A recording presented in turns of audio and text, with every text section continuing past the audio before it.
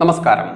ഇന്നിപ്പോൾ BBC-യുടെ രാജ്യദ്രോഹ ഡോക്യുമെന്ററി കണ്ടുകൊണ്ട് പുളകമണിഞ്ഞ് നടക്കുകയാണ് നമ്മുടെ അന്തംഗമ്മികളും. ഈ കിട്ടാത്ത മുന്തിരി പൊളിക്കുമെന്നും പറഞ്ഞു നടക്കുന്ന ജോഡോ യാത്രയൊക്കെ ആയി ചോടോയായ ഈ രാഹുൽ ഗണ്ഡിയുടെ പാർട്ടിക്കാരും ഒക്കെ ചെയ്തുകൊണ്ടിരിക്കുന്നത്. എന്നാൽ നോക്കൂ, ഏറ്റവും കൂടുതൽ മുസ്ലിം ഭീകരവാദം വിളയാടുന്ന അതല്ലെങ്കിൽ വിളയിച്ചെടുക്കുന്ന നാടാണ് പാകിസ്ഥാൻ. ഞമ്മന്റെ നാട്ടിലെ ഇസ്ലാമിക സുഡാപ്പികളുടെ ബാപ്പകളുടെ രാജ്യമായ അതല്ലെങ്കിൽ അവന്റെ DNA-യിൽ നിന്നും അന്ന് 1947 മുൻപ് വെട്ടിമുറിഞ്ഞു പോയ ആ സുഡാപ്പി രാജ്യത്തിന്റെ ആ DNA തന്നെ പേറി നടക്കുന്ന ഈ സുഡാപ്പികളൊക്കെ ഒരിക്കലും അറിയുന്നില്ല. അതല്ലെങ്കിൽ നമ്മൾ കേട്ടിട്ടുണ്ട് ഈ സുഡാപ്പികളുടെ പടച്ചവനെ മൂഞ്ചിയല്ലോ നാഥ എന്ന് പറയുന്ന ഒരു ഡയലോഗ് നമ്മൾ ട്രോളുകാർ ഉപയോഗിക്കുന്നത് കേട്ടിട്ടുണ്ട്. അത്തരത്തിൽ മൂഞ്ചിയല്ലോ സുഡാപ്പികളെ എന്ന് പച്ചയ്ക്ക് ചോദിക്കാൻ പറ്റിയൊരു സന്ദർഭമാണ് ഇപ്പോൾ. കാരണം ഈ BBC-യുടെ ഡോക്യുമെന്ററിയിൽ കാണിക്കുന്നത് ഏകദേശം 10-22 വർഷം മുൻപ് നടന്ന ഗുജറാത്ത് കലാപത്തെയാണ്. എന്നാൽ ഈ ഗുജറാത്ത് കലാപത്തിലേക്ക് നയിച്ച വസ്തുതകൾ എന്താണ് എന്നതാണ് ഗോദ്ര സംഭവം എന്നത് എല്ലാവരും വിസ്മരിക്കുന്ന, അതല്ലെങ്കിൽ ആ മുസ്ലിം കൊടും ഭീകരത, കൊടും ദുഷ്ടത മറവ് ചെയ്യുന്ന, കുഴിച്ചു മൂടുന്ന സംസ്കാരം തന്നെയാണ് നമ്മുടെ മാധ്യമങ്ങളും ഇവിടത്തെ രാഷ്ട്രീയ പാർട്ടികളും പാലിച്ചു പോരുന്നത്. എന്നാൽ മൂഞ്ചി യെല്ലോ സുഡാപ്പികളെ നീയൊക്കെ എന്ന് പറയുന്ന രീതിയിൽ തന്നെയാണ് മാസങ്ങൾക്ക് മുൻപ് തന്നെ ഈ വിഷയം പാകിസ്ഥാനിൽ നടന്ന ഒരു ചർച്ചാ വീഡിയോ, ആ വീഡിയോ ഇന്ന് ഗംഭീരമായി വൈറലായിട്ടുണ്ട്. അത് ഹിന്ദിയിലും ഇംഗ്ലീഷിലുമുള്ള ഒരു ചർച്ചയാണ്, 3 ആളുകൾ ചേർന്നുള്ള ഒരു ചാനൽ ചർച്ചയാണ്. ആ ചർച്ച ഒന്ന് കാണേണ്ടത് തന്നെയാണ് മക്കളെ. കാരണം സുഡാപ്പികൾ ഇവിടെ കിടന്ന് പുളച്ചു മറിയുമ്പോൾ സുഡാപ്പികളുടെ ബാപ്പരാജ്യമായ പാകിസ്ഥാൻ തന്നെ ഗോദ്രയിൽ നടന്ന കൊടും മുസ്ലിം ഭീകരവാദം, അതല്ലെങ്കിൽ കൊടും മുസ്ലിം ഭീകര കൊലപാതകം, അരും കൊലപാതകം, വംശഹത്യ, അതും സ്വാമിമാരും കുഞ്ഞു മക്കളും അതല്ലെങ്കിൽ സ്ത്രീകളും അടക്കമുള്ള 58-60ഓളം വരുന്ന ആ പാവം പിടിച്ച നിരായുധരായിട്ടുള്ള ആ സന്യാസി ശ്രേഷ്ഠന്മാരടക്കമുള്ള ആ സമൂഹത്തെ കൊന്ന ആ കൊടും ക്രൂരത ചർച്ച ചെയ്യുന്നത് പാകിസ്ഥാനാണ്, ഞമ്മന്റെ സുഡാപ്പികളുടെ ബാപ്പ രാജ്യം. അതൊന്ന് കേൾക്കേണ്ടത് തന്നെയാണ്. അതിന്റെ മലയാളം തർജ്ജമ അതിനോട് കൂടെ തന്നെ ചേർത്തിട്ടുണ്ട്. കാരണം ഹിന്ദിയും ഇംഗ്ലീഷും ചേർന്നതായതുകൊണ്ട് തന്നെ ഇത് മാക്സിമം ആളുകളിലേക്ക് എത്തിക്കേണ്ടതുണ്ട്. കാരണം BBC എടുത്ത ആ ഡോക്യുമെന്ററിയിൽ ഗുജറാത്തിൽ നടന്ന മുസ്ലിം വംശഹത്യയാണ് പ്രചരിപ്പിക്കുന്നതെങ്കിൽ ഈ മുസ്ലിങ്ങൾ തന്നെ അവിടെ കാണിച്ച കൊടുംഭീകരത, അതായത് ഗുജറാത്ത് കലാപത്തിലേക്ക് നയിച്ച ഗോദ്ര സംഭവമാണ് ഈ പാകിസ്ഥാൻ ചാനൽ തന്നെ ചർച്ച ചെയ്യുന്നത്. അതിന്റെ പ്രാധാന്യം അപ്പോൾ എത്രത്തോളം ഉണ്ട് എന്നുള്ളത് നമ്മൾക്ക് എല്ലാവർക്കും അറിയാം. മാക്സിമം ആളുകളിലേക്ക് എത്തിക്കുക. ഇതാ കണ്ടു നോക്കൂ. അതിന്റെ മലയാളം തർജ്ജമ അതിന്റെ ഭാഗത്ത് തന്നെ കൊടുത്തിട്ടുണ്ട്, കണ്ടു നോക്കൂ. लोगों को क्यों पोर्ट्रेट उनका सही वाला नहीं देती, वेस्टर्नर्स को क्यों नहीं बताती कि that was a wrong perception? क्या कारण है? देखिए, आपने एक बहुत ही टची चीज को पकड़ा है और उसकी एक कुछ हिस्ट्री है. मुझे उम्मीद है कि हमारे बहुत सारे पाकिस्तानी भाई बहन भी इस शो को देख रहे होंगे और उन्हें गुजरात के दंगों को लेकर के हमेशा वन साइडेड कहानी ही सुनाई गई है. तो मैं यहाँ पर कुछ मिथ्स को बर्स्ट करना चाहूंगा. अक्सर ही बताया जाता है पाकिस्तान के अंदर, तो यही खबरें जाती हैं कि मोदी के राज में 2000 मुसलमानों को मार दिया. लेकिन एक्चुअल फिगर 2000 नहीं है. वैसे मुझे शर्म आ रही है ये नंबर्स बोलने में. ये कोई खुशी का मौका नहीं है, ये कोई खुशी की चीज नहीं है कि मैं ये कहूं कि 790 मुसलमान मारे गए थे, 240 हिंदू मारे गए थे. ये ज्वाइंट पार्लियामेंट्री कमेटी की रिपोर्ट थी जो कांग्रेस के राज में बाद में मनमोहन सिंह जी जब प्राइम मिनिस्टर थे तब टेबल हुई थी और उस रिपोर्ट के ये फिगर्स है. 790 मुसलमान मरे, 240 हिंदू मरे. ये बहुत बदकिस्मत नंबर है, लेकिन ये फैक्ट्स हैं जो कांग्रेस के राज में आए थे. अब इमीडिएट रीजंस ये थे कि साहब एक ट्रेन थी जो अयोध्या, जो हिंदुओं का एक बड़ा, जैसे मुस्लिम भाई बहनों का जैसे मक्का मदीना होता है, वैसे अयोध्या राम जी का जन्मस्थल माना जाता है. वहां से तीर्थयात्रियों की एक ट्रेन अयोध्या से लौटी थी. वो गुजरात के गोधरा स्टेशन के ऊपर थोड़ा सा आउटपोस्ट पे खड़ी हुई थी और उसमें जो यात्री थे, तीर्थयात्री थे, कुछ विश्व हिंदू परिषद के लोग थे, कुछ RSS के काडर थे, उनका अयोध्या में आना जाना लगा रहता है. अचानक, and I say this with lot of dismay and lot of embarrassment, कि अचानक करीब 1000 मुसलमानों की भीड़ उस ट्रेन के उस डब्बे में पहुंचती है जहां पर इन लोगों के रिजर्वेशन थे. बोगी नंबर S6 और S7 इसे घेरती है. अचानक पथराव शुरू होता है और पेट्रोल में भिगो कर रुई के गद्दों को और तकियों को अंदर फेंका जाता है और आग लगाई जाती है, जिसमें 59 हिंदू जिंदा जलकर मर जाते हैं। 28 फरवरी सन 2002 का दिन था, सुबह 9:30 बजे के आसपास का वक्त था। इसमें 59 जो हिंदू जलकर मरते हैं। जैसे कि आपको जानकारी, इंडिया में जो स्लीपर डब्बे होते हैं उनमें 72 लोगों की सीटें होती हैं, तो 72 में से 59 लोग जलकर मर गए। उनमें 40 औरतें थीं और बच्चे थे।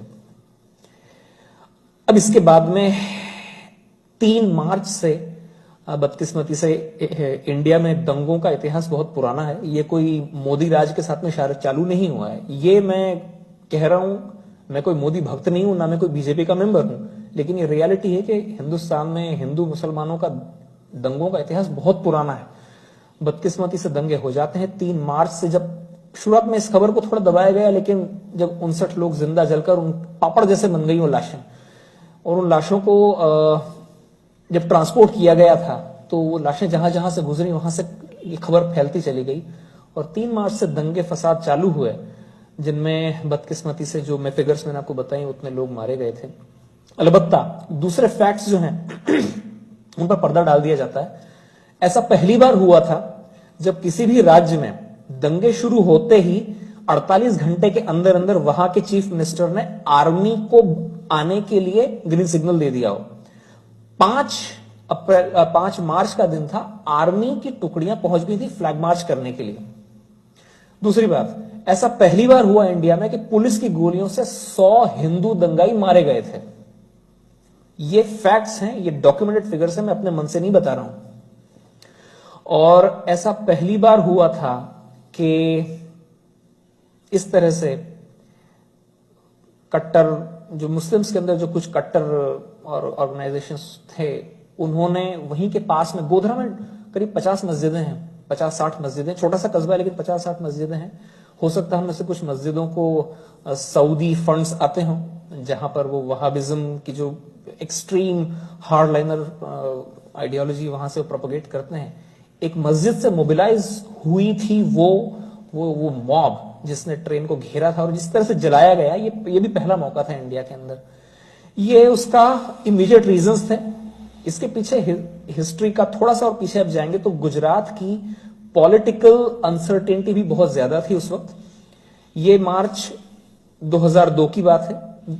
उससे 2.5 महीना पहले जब दिवाली के आसपास का वक्त था, तब ही मोदी जी को पैराड्रॉप किया गया था। अटल जी और आडवाणी जी के कहने पर उनको सीधे उठाकर चीफ मिनिस्टर बनाया गया था। वे गुजरात में उसके पहले कभी असेंबली के मेंबर तो क्या, चुनाव लड़ना तो क्या, वे कभी किसी म्यूनिसिपल कॉर्पोरेशन का भी चुनाव नहीं लड़े थे। वे कोई इलेक्टेड फिगर नहीं थे। और उस वक्त गुजरात में कई बरसों से पॉलिटिकल अनसर्टेनिटी चली आई थी। हर 6-8वें महीने में चीफ मिनिस्टर बदलते थे, और जो वहां की जो लोकल बीजेपी, स्टेट बीजेपी थी, उसके अंदर बहुत सारे गुट बने हुए थे और गुट आपस में ही लड़ते रहते थे। वो हालांकि बीजेपी मेजोरिटी में थी, लेकिन फिर भी कोई एक तगड़ा लीडर नहीं था। कांग्रेस बहुत होपलेस कंडीशन में थी, लेकिन फिर भी वो इस इनफाइटिंग को थोड़ा बढ़ाने की कोशिश करती थी।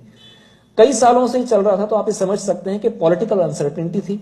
जब किसी भी जगह पर पॉलिटिकल अनसर्टेनिटी होती है तो वहां के एडमिनिस्ट्रेशन के ऊपर उसकी मार पड़ती है। एडमिनिस्ट्रेशन ढीला हो जाता है, पुलिस ढीली हो जाती है, और पूरी सोसाइटी में भी एक एजिटेशन हो जाता है, गड़बड़ हो जाती है। तो इन सब चीजों की रोशनी में एक नए आदमी को आप उठाकर चीफ मिनिस्टर बनाते हैं, जिसके ज्यादा सपोर्टर्स भी नहीं थे। और इंडिया में ऐसा होता है कि काफी चीजें इंटरपर्सनल तरीके से होती हैं। चीफ मिनिस्टर की उस वक्त हो सकता है वहां के पुलिस वालों से भी ज्यादा जान पहचान ना हो, पुलिस वाले सुनते ना हो, इवन खुद अपनी ही पार्टी के लोग ऐसे मौके पर नए मुर्गे की टांग खींचने की कोशिश करते हैं कि मैं आपको यहां पे इसलिए टोक रहा हूं, आपकी पूरी कहानी हम तक पहुंची और बड़ी इंपॉर्टेंट है। आपने फैक्ट्स के साथ बात की। ये वो फैक्ट्स है जो हमारे दर्शकों को जानने की जरूरत है।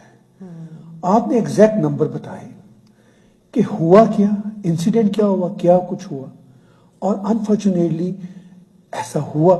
मगर उसके बाद हम देखते हैं कि वो ना तो मोदी साहब ने किया था, मोदी साहब ने कंट्रोल किए, और उसी स्टेट में जहां ये इंसिडेंट पहले हुआ करते थे, फिर हमें आगे ये पता चलता है कि उन्होंने मैक्सिमम उसको कंट्रोल किया। मैं कनाडा में गया हूं जब मोदी साहब हार्पर गवर्नमेंट के जमाने में यहाँ पर आए थे, तो सबसे बड़ा डेलीगेशन गुजराती मुसलमानों का उनके साथ मिला था, और कितने प्यार से वो मिले थे। मैं इस वक्त काश में रेडी होता तो मेरे पास वो वीडियो में दिखाता अपने दर्शकों को। ये तो वो फैक्ट है। अब देखिए, एक चीज और जोड़ना चाहूंगा इसमें कि उन दंगों के बाद मोदी जी, ये फैक्ट है जी, एक के बाद में 3 इलेक्शन जीते हैं, 5-5 साल। बिल्कुल ऐसा ही। अगर उन्होंने दंगे करवाए होते जैसा कि लोग बोलते हैं, नहीं, वो तो एक सिस्टेमिक कैंपेन है ना उनके खिलाफ, डेमोनाइज करने की। तो गुजरात की जो पब्लिक है इंडिया की सबसे ज्यादा एजुकेटेड पब्लिक में से मानी जाती है। Absolutely. वो इतनी बेवकूफ तो नहीं है कि किसी मास मर्डरर को एक के बाद में 3 इलेक्शन जिताएगी। और दूसरी बात यह है कि एक बार जब ये जम गए वहां पर, तो इतिहास साक्षी है, तारीख गवाह है कि उसके बाद में फिर गुजरात में कभी कोई दंगा नहीं हुआ जी। और ये बड़ी दिलचस्प बात है कि आज भी इस आदमी की तनकीद करने के लिए लोगों को कुछ और नहीं मिलता है तो 17 साल पीछे जाते हैं। राइट। मतलब 17 साल से ये आदमी लगातार या तो गुजरात का चीफ मिनिस्टर था या इंडिया का प्राइम मिनिस्टर था। इन 17 सालों के कालखंड में इस आदमी के खिलाफ बोलने के लिए किसी को कुछ नहीं मिल रहा है। मतलब तो वो ये जो 17 साल पीछे जाना पड़ता है लोगों को। अच्छा, ये बड़ी दिलचस्प बात है। ये 17 साल की बात है। वही जो आज हमारा मुद्दा है डिस्कशन का, वो ये है कि डेमोनाइजिंग, वो जो डेमोनाइजिंग की जा रही है 17 साल से हांड किया जा रहा है रॉन्ग फैक्ट्स के साथ। देखिए, इंडिया का पार्टीशन हुआ, ब्रिटिश चले गए, लेकिन जो है वो सदी सुख छोड़ गए। राइट। वो उनको कहते हैं ना कि वो चर्चिल ने कहा था कि 10 साल भी नहीं इंडिया लास्ट करेगा। उनका तो ये विचार था, होप था बल्कि कि ये